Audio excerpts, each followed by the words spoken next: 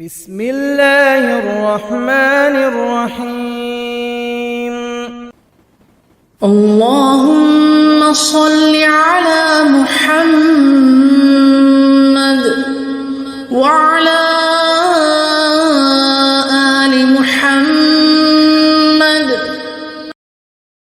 حضرت فاطمہ رضی اللہ تعالی عنہا کا اپنا حال کیا تھا؟ وہ تو فاقوں میں رہتی، غربت میں جیتی اور سخت مشقت میں گھر کا سارا کام خود کرتی، نہ کوئی خادمہ نہ کوئی آسائش، چکی خود پیستی، پانی کی مشک خود لاتی تھی، چکی پیستے پیستے ہتھیلیاں زخمی ہو چکی تھیں۔ ایک دن وہ آقا صلی اللہ علیہ وآلہ وسلم کی خدمت میں حاضر ہوئی، شرم و حیا کی پیکر تھی، اس لیے خود کچھ نہ کہہ سکی۔ ان کے شوہر مولا علی رضی اللہ تعالی عنہ نے عرض کیا کہ یا رسول اللہ، ایک جنگ میں کچھ لونڈیاں آئی ہیں، اگر ان میں سے ایک کنیز فاطمہ کو دے دی جائے تو یہ مشقت کچھ کم ہو جائے۔ نبی کریم صلی اللہ علیہ وآلہ وسلم نے نہایت نرمی اور سنجیدگی سے فرمایا، فاطمہ، ابھی اصحاب صفا کا انتظام نہیں ہوا، وہ مہمان رسول ہیں، اور جب تک ان کا بندوبست مکمل نہ ہو جائے میں کسی اور طرف توجہ نہیں دے سکتا۔ سوچنے کی بات ہے، یہ کس کا سوال تھا؟ حضرت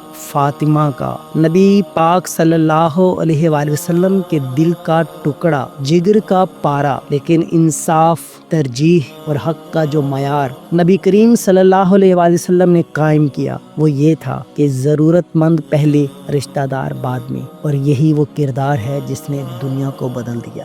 نہ صرف یہ بلکہ اگر سواری کے لیے گدھا ہی میسر آتا تو آپ صلی اللہ علیہ وآلہ وسلم بغیر جھجک اس پر سوار ہو جاتے۔ آپ صلی اللہ علیہ وآلہ وسلم کو اس میں کوئی شرم محسوس نہ ہوتی، کیونکہ آپ صلی اللہ علیہ وآلہ وسلم جانتے تھے کہ عزت شکل و صورت یا چیزوں میں نہیں، کردار میں ہوتی ہے۔ نہ کبھی غلاموں سے فاصلے رکھے، نہ مسکینوں سے گریز کیا، ان کے ساتھ بیٹھتے، ان کے ساتھ کھاتے، انہیں اپنی محبت سے سرشار کرتے۔ ایک دن آپ صلی اللہ علیہ وآلہ وسلم گھر سے باہر نکلے، لوگ آپ صلی اللہ علیہ وآلہ وسلم کی تعظیم میں کھڑے ہو گئے، مگر آپ صلی اللہ علیہ وآلہ وسلم نے فوراً فرمایا، ایسا نہ کرو جیسے اہل عجم اپنے بادشاہوں کے لیے کھڑے ہوتے تھے۔ یہ وہ نبی صلی اللہ علیہ وآلہ وسلم ہیں جن کے سامنے فرشتے آتے، جن پر وحی اترتی، جن کے لیے چاند ٹکڑے ہوتا اور وہ پھر بھی جھکے رہتے، ہر انسان کے ساتھ یوں ملتے جیسے وہ سب سے زیادہ عزیز ہو۔ اگر کسی غریب کا بچہ بیمار ہوتا تو آپ صلی اللہ علیہ وآلہ وسلم عیادت کے لیے جاتے، مفلسوں کے گھروں میں بیٹھتے،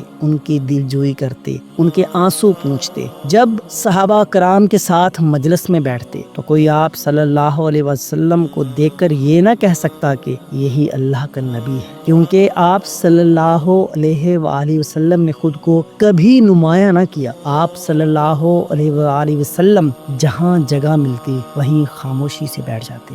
ایک بار ایک شخص ملاقات کے لیے آیا تو نبی صلی اللہ علیہ وآلہ وسلم کے روب سے کانپنے لگا۔ آپ صلی اللہ علیہ وآلہ وسلم نے نہایت شفقت سے فرمایا، گھبراؤ نہیں، میں کوئی فرشتہ نہیں ہوں، میں اس عورت کا بیٹا ہوں جو مکہ میں سوکھا گوشت پکا کر کھاتی تھی۔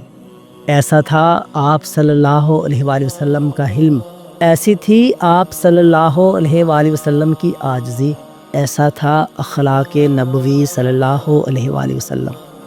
اور صرف بڑوں کے ساتھ نہیں، آپ صلی اللہ علیہ وآلہ وسلم بچوں پر بھی بے پناہ شفقت فرمایا کرتے تھے۔